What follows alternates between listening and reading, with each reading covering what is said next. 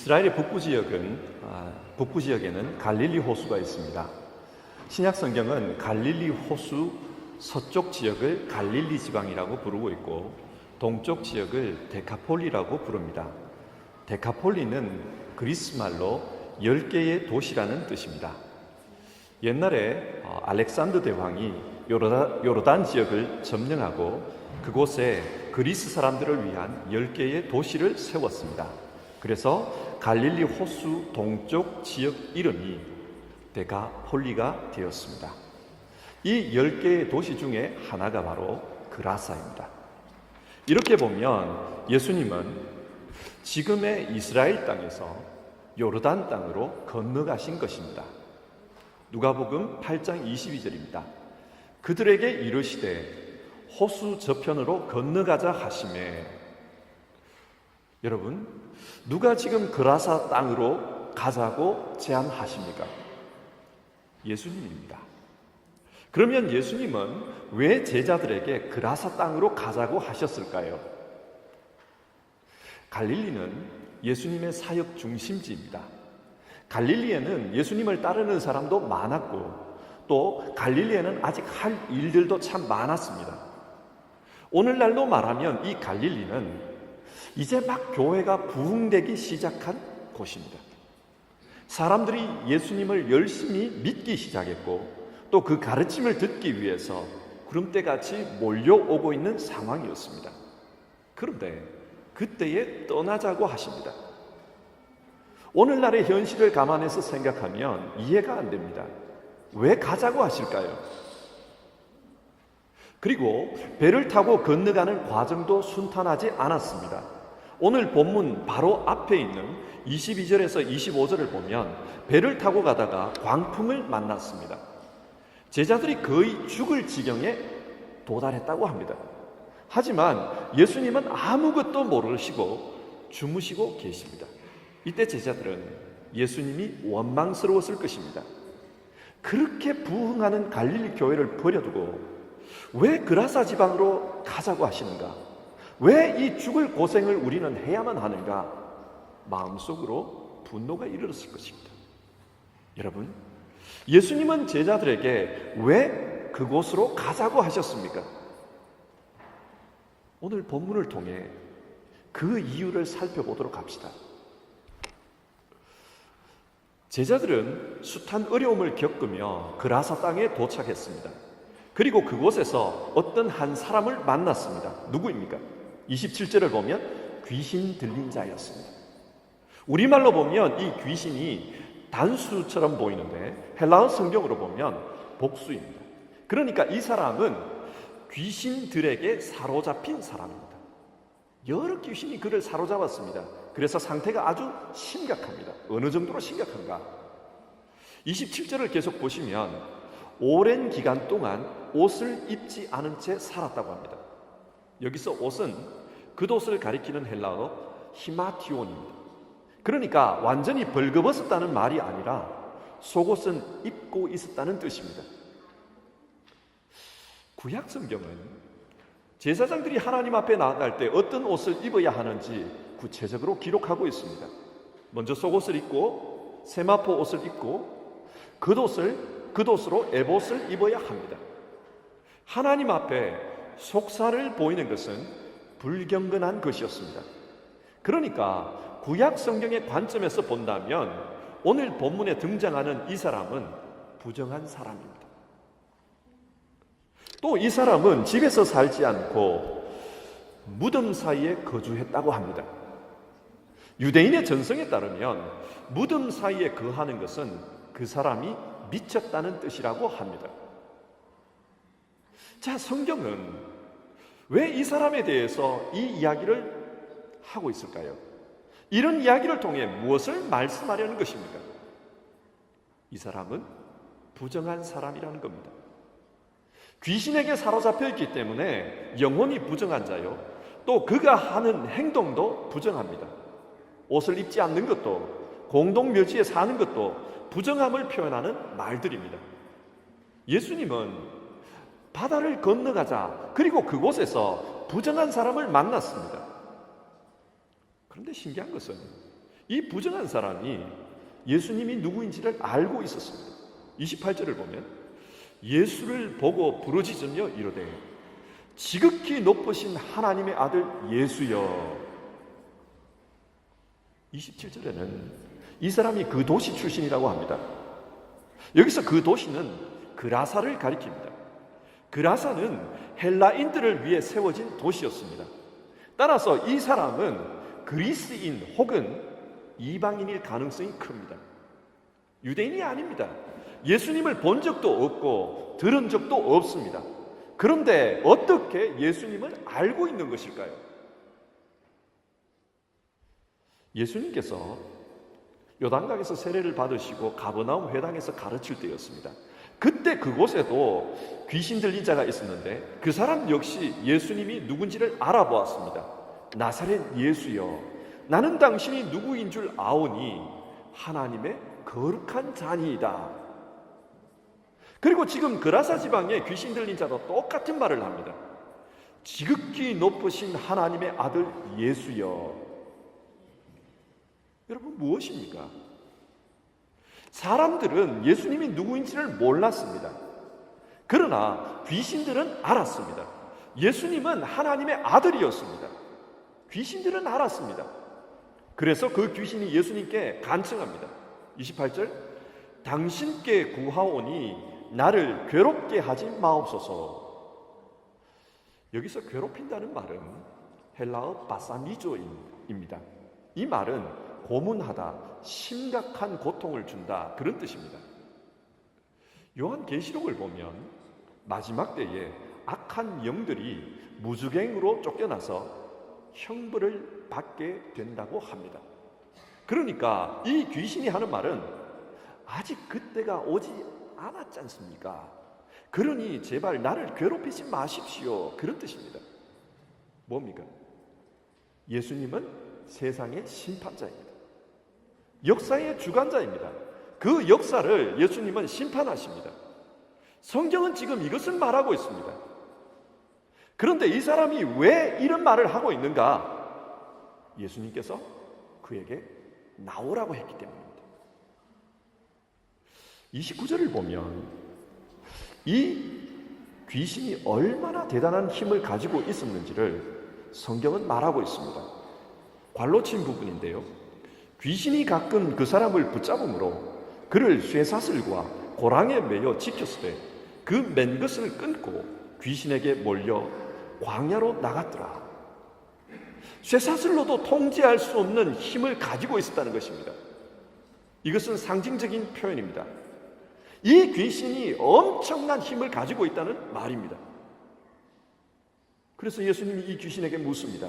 네 이름이 무엇이냐? 그러자 그 귀신은 자기 이름을 군대라고 합니다. 군대라는 말은 헬라어로 레기온인데 이 단어는 로마의 군단을 가리킵니다. 예수님 당시 로마는 강력한 군대의 힘으로 지중해 주변 3개 대륙을 정복했습니다. 유럽, 아시아, 아프리카. 이 귀신은 스스로를 그런 로마의 군단이라고 말합니다. 나는 로마의 군단처럼 그런 강력한 힘을 가졌다, 그 뜻입니다. 그런데 재미있는 것은요, 실제로 이 당시에 데카폴리 지역에 로마의 제10군단이 주둔하고 있었다고 합니다. 로마의 제10군단이 어떤 부대인가? 로마의 역사에서 가이사라는 이름은 특별한 의미가 있습니다. 독일어로는 세자, 영어로는 시저라고 불리는 이 사람은 원래 군인이었습니다. 지금의 프랑스, 스페인 지역에 군사령관으로 가 있던 사람인데 그때 그곳에서 제10군단을 창설했다고 합니다. 그리고 이 군단의 힘을 앞세워서 로마 전체를 장악합니다. 그래서 마치 황제와 같은 권력을 휘둘렀습니다. 로마 10군단이 이런 부대였습니다. 가이사의 힘을 상징하는 그런 부대입니다. 하지만 가이사는 암살되었고 그 후 제10군단도 위치 이동을 하게 됩니다. 아시아 지역으로 이동해서 오늘날의 시리아와 요르단 지역에 머물게 되는데 아마 예수님이 방문했던 이곳에 이 군단이 있었던 것 같습니다. 그리고 훗날 10군단의 사령관이었던 베스파니우스와 그의 아들 티투스도 나중에 로마의 황제가 되었습니다. 10군단은 이런 군단입니다. 그 힘이 막강하기 때문에 그 사령관으로 있던 사람이 나중에 황제로 등극하기도 했습니다. 막강한 힘을 가지고 있습니다. 지금 이 귀신은 자기 스스로를 그 군단이라고 부릅니다. 그래서 쇠사슬로도 자기 자신을 통제할 수 없다. 나는 힘이 막강하기 때문에 어떤 것으로도 나를 통제할 수 없다. 성경은 그걸 말하고 있습니다. 하지만 성경이 주장하는 포인트는 다른 데 있습니다. 이런 강한 귀신도 지금 예수님 앞에서 꼼짝을 못하고 있습니다. 그가 살려달라고 합니다. 나에게 관여하지 말라고 합니다. 여기서 우리는 예수님이 어떤 분인지를 알아야 합니다. 인간은 예수님이 어떤 분인지를 잘 알지 못합니다. 그래서 예수님을 대적하기도 했고 비난하기도 했고 무시하기도 했습니다. 심지어는 십자가에 못 박아 죽이기까지 했습니다. 사람들은 예수님을 몰랐습니다. 하지만 귀신은 정확히 알고 있습니다. 그래서 주님 앞에서 쩔쩔 매고 있는 것입니다. 32절을 보면 이 귀신은 예수님에게 나를 돼지에게 들어가게 허락해 주십시오. 그렇게 간청합니다. 참 희한한 이야기입니다. 귀신이 짐승에게 들어간다는 거예요. 그러나 예수님은 이것을 허락했고 그러자 그 귀신들이 돼지떼에 들어가서 돼지들이 물에 빠져 익사했다고 합니다.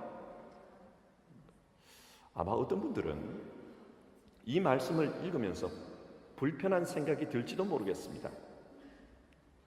어떻게 하나님의 아들이라는 분이 멀쩡히 살아있는 짐승을 익사하도록 허락할 수가 있는가?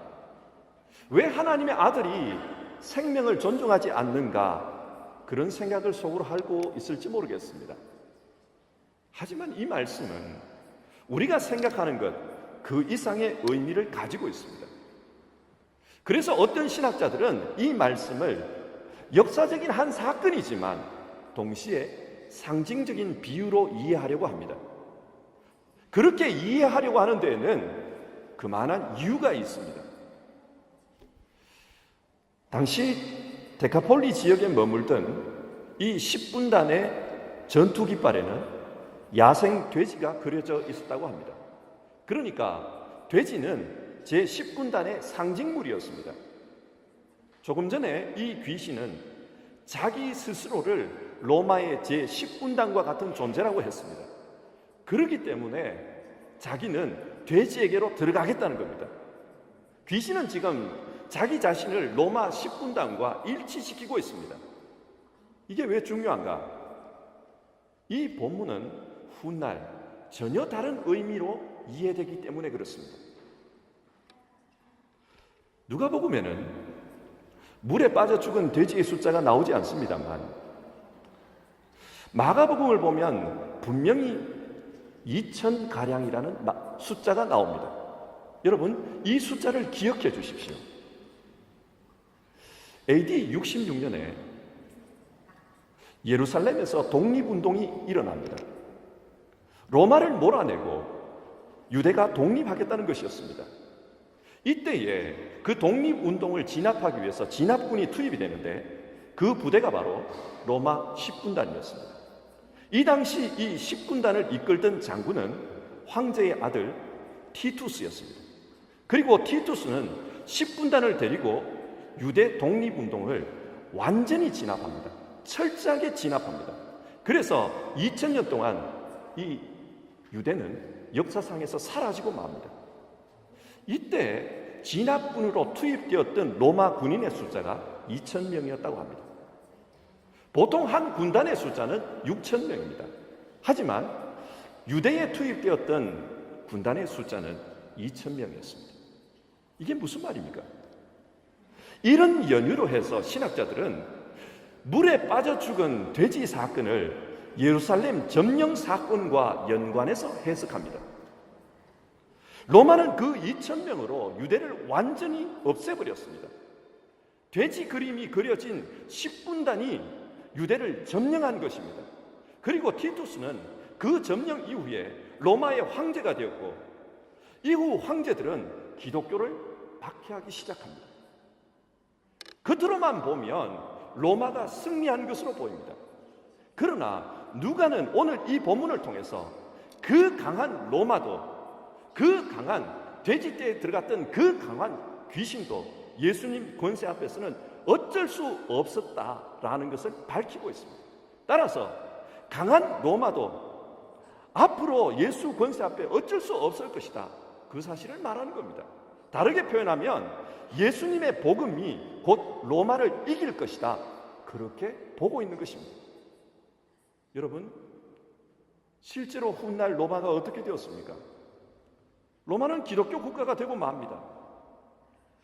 누가는 이미 오래전에 이 돼지 사건을 통해서 그 비전을 보고 있었던 것입니다. 그런데 오늘 본문을 한번 보십시오. 35절을 보면 그가 옷을 입고, 여기서 그는 귀신 들렸던 자입니다. 정신이 온전하여 예수의 발치에 앉아 있었다. 이 사람이 온전해졌습니다. 예수의 발치에 앉아 있었다, 이 표현은 예수님의 제자가 되었다라는 뜻입니다. 모두가 환호하고 축하해 줄 일이 벌어졌습니다. 부정한 사람이 예수님의 제자가 되었습니다. 하지만 이것을 본 사람들의 반응은 어떻겠습니까? 35절을 보면 두려워했다고 합니다. 그리고 37절을 보면 두려워서 예수님에게 이곳을 떠나달라고 요청했다고 합니다. 왜 그랬을까요? 귀신 들린 자가, 그 지역을 힘들게 하던 자가 온전하게 되었다면 당연히 주민들도 기뻐하고 당연히 감사해야 하는데, 그런데 왜 이 주민들은 오히려 예수님에게 떠나달라고 그렇게 간청한 것일까요? 이것은 누가가 당시의 신앙인들에게 던지는 메시지이기도 합니다. 누가는 믿습니다. 분명히 복음이 승리할 것이라는 사실을 믿습니다. 그러나 현실은 어떠한가? 현실은 완전히 달랐습니다. 사람들은 로마의 박해가 두렵습니다. 영혼의 구원보다 현실의 박해가 더 두렵습니다. 그래서 복음 전하는 자들에게 떠나달라고 합니다. 복음을 가까이 할 수가 없습니다. 로마는 지금 이 상황을 지적하고 있는 것입니다. 다시 본문을 보십시다. 예수님이 이때 어떻게 반응을 하십니까? 예수님은 조용히 떠납니다. 사람들과 논쟁하지 않습니다. 그러자 이 귀신 나간 사람이 주님과 함께 가기를 요청합니다. 이곳에 있어봤자 자기 역시 사람들의 비난만 받을 뿐 좋을 것이 없기 때문입니다. 그래서 함께 가겠다고 합니다. 그런데 예수님은 그에게 따라오지 말라고 합니다. 오히려 그를 돌려보냅니다. 39절을 보시면 집으로 돌아가 하나님이 네게 어떻게 큰 일을 행하셨는지를 말하라 하시니. 여러분, 예수님은 왜 이 사람을 그곳에 남겨두셨을까요? 왜 환영받지 못하는 곳, 어려움이 있는 그곳에 남아있으라고 하시는 것일까요? 다른 곳에서는 너희는 나를 따르라 그렇게 부르셨던 예수님께서 왜 어려운 곳에 있는 이 사람에게는 따라오지 말라고 하는 것일까요? 예수님의 뜻이 있습니다. 누가복음에는 이 사건 이후의 이야기가 나오지 않습니다만, 똑같은 사건을 기록한 마가복음을 보면 얼마 후에 예수님께서 또다시 이 데카폴리 지역을 방문하는 것을 볼 수가 있습니다. 그런데 그때 방문 때에는 분위기가 완전히 달라집니다. 수많은 데카폴리 사람들이 예수님께로 몰려왔습니다. 많은 환자들이 예수님께 나와서 예수님의 말씀을 듣고 또 고침도 받았습니다. 분위기가 완전히 달라졌습니다. 그래서 이곳에서 마치 갈릴리에서 있었던 오병이어와 같은 사건이 일어나는데, 이른바 칠병이어의 기적입니다. 예수님께서 이 이방인들에게, 자신에게 배우기 위해서 찾아온 이 이방인들에게 떡을 먹이십니다. 그때 먹은 사람의 숫자가 약 4천 명이었다. 성경은 그렇게 말하고 있습니다. 여러분 뭡니까? 데카폴리 지역은 얼마 전까지만 하더라도 떠나라고 했습니다. 제발 떠나달라고 했습니다. 그런데 어떻게 그 짧은 기간 안에 이 4천 명이 주께로 몰려오게 되었을까요? 그 짧은 기간 안에 이 지역에 복음의 역사가 있었던 것입니다. 어떻게요? 그 남겨진 자입니다. 귀신으로부터 풀려난 그 남겨진 자의 사역이 있었습니다. 그 사람은 자기 삶으로 증언했습니다. 나는 귀신에 사로잡혀서 부정하게 살았던 사람이다. 그런데 나를 보라. 내가 어떻게 되었는가? 자기 삶으로 전도한 것입니다. 전도는 말이 아닙니다. 전도는 삶이고 삶에 힘이 있습니다. 말의 전도보다 삶으로 하는 그 전도에 힘이 있습니다. 그 결과 많은 사람들이 믿었던 겁니다. 여기에 예수님의 뜻이 있었습니다. 예수님은 자신이 보내신 자, 그 사람을 통해 하나님의 나라가 그 데카폴리에 나타나기를 원하셨던 것입니다. 자, 설교를 시작하면서 던졌던 처음 질문으로 한번 돌아가 봅시다. 예수님은 왜 갈릴리를 떠나서 그라사 땅으로 가셨을까요? 왜 부흥하는 갈릴리를 떠나 수많은 고난을 겪으면서까지 그 그라사에 가셨을까요? 예수님에게는 계획이 있었습니다. 그 계획은 한 사람을 통해 하나님의 나라가 커져가는 것입니다. 마치 한 알의 밀알이 수많은 열매를 맺는 것처럼 그 역사가 나타나기를 계획하셨습니다.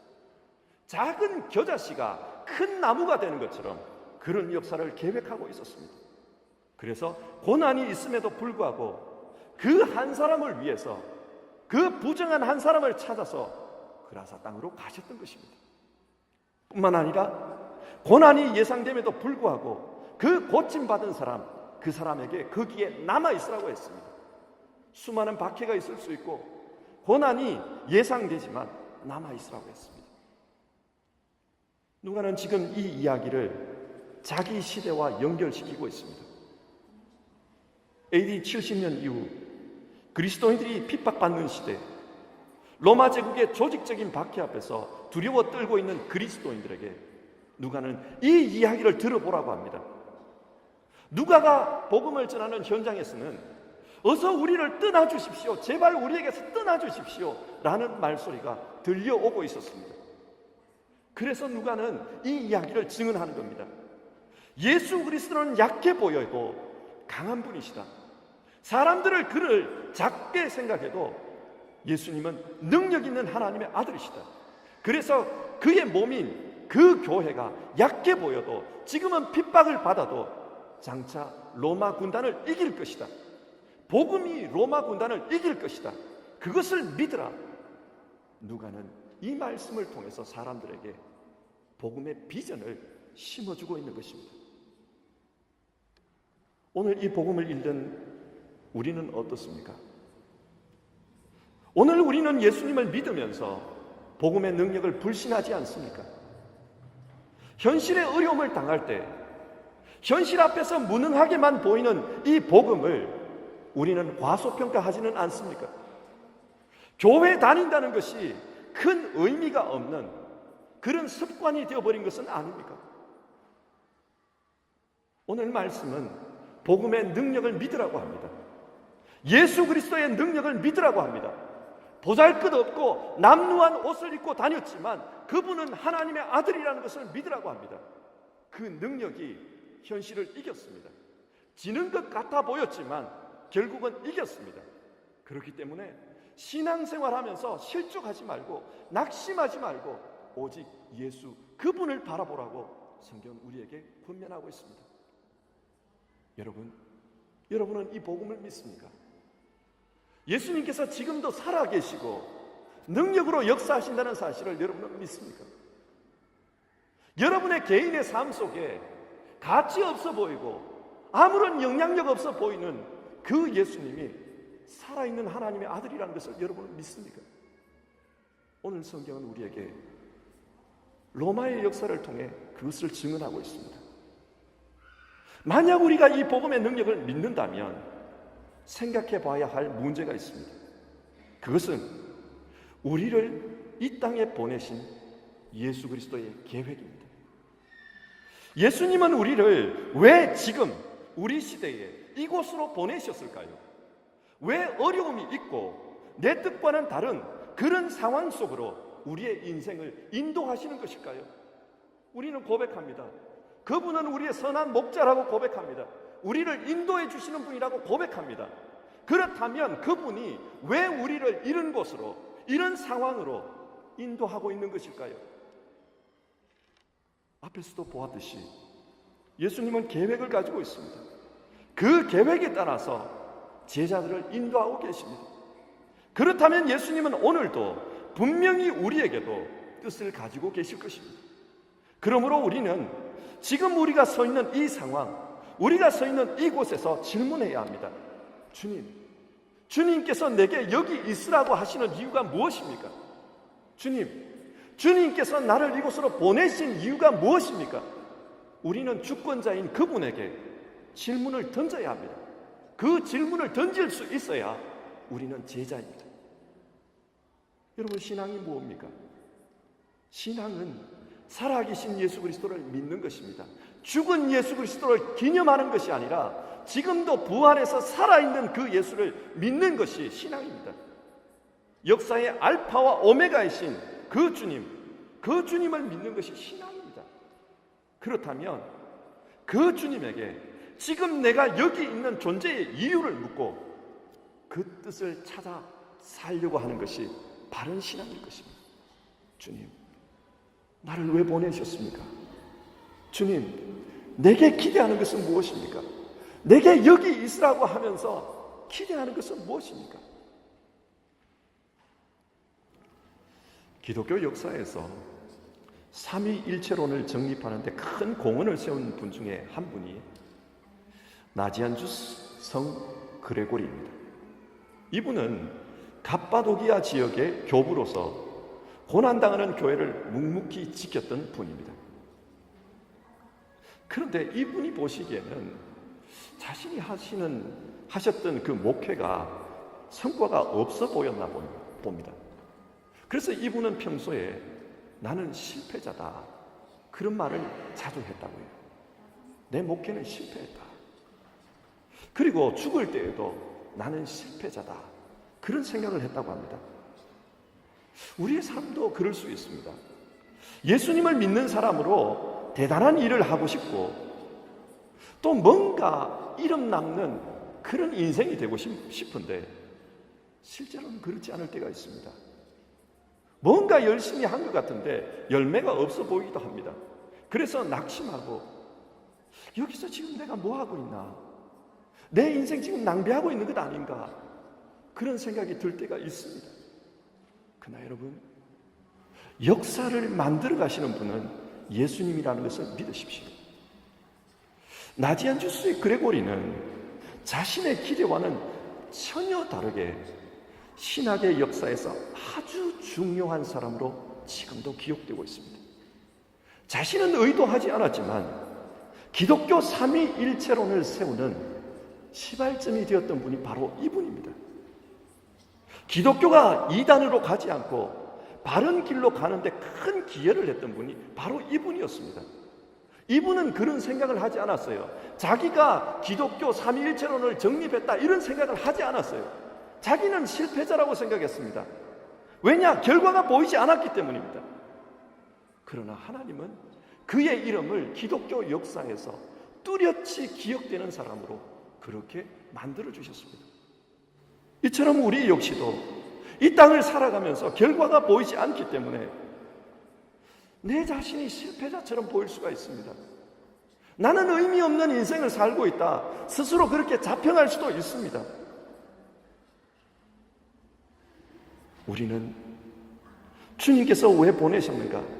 그것을 생각하며 오늘 여기에서 충실하고 현장에서 충실해야 합니다. 열매 맺는 사람이 되려고 노력해야 합니다. 우리가 그렇게 살아가면 우리를 기억해 주시고 우리의 인생을 완성해 주시는 분은 바로 주님이십니다. 주님께서 나중에 우리의 인생을 평가하실 것입니다. 사랑하는 성도 여러분, 혹시 내가 왜 여기에 있는지 모르시겠습니까? 그렇다면 질문하면서 삽시다.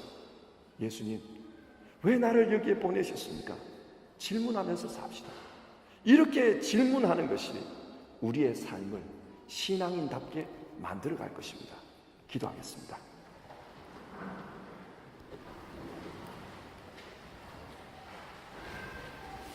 하나님, 오늘 성경을 통해 우리의 존재 이유에 대해 생각합니다. 우리는 의미 없이 존재하는 그런 사람들이 아니라 하나님의 계획 속에서 존재하는 사람들임을 믿습니다. 그래서 주께서 우리를 이 땅에 보내셨고 우리가 사는 이 시대 이곳으로 보내신 줄 믿습니다. 이곳에서 주님께 질문하며 살기를 원합니다. 그래서 주님께서 세워주신 존재의 이유대로 살기를 원합니다. 우리 성도님들 한 분 한 분을 복되게 해 주시옵소서. 하나님 나라에서 하나님의 미랄로 기억되도록 자신의 존재 이유대로 살아가는 분들 다 되게 하여 주시옵소서. 그 사명대로 살기 원합니다.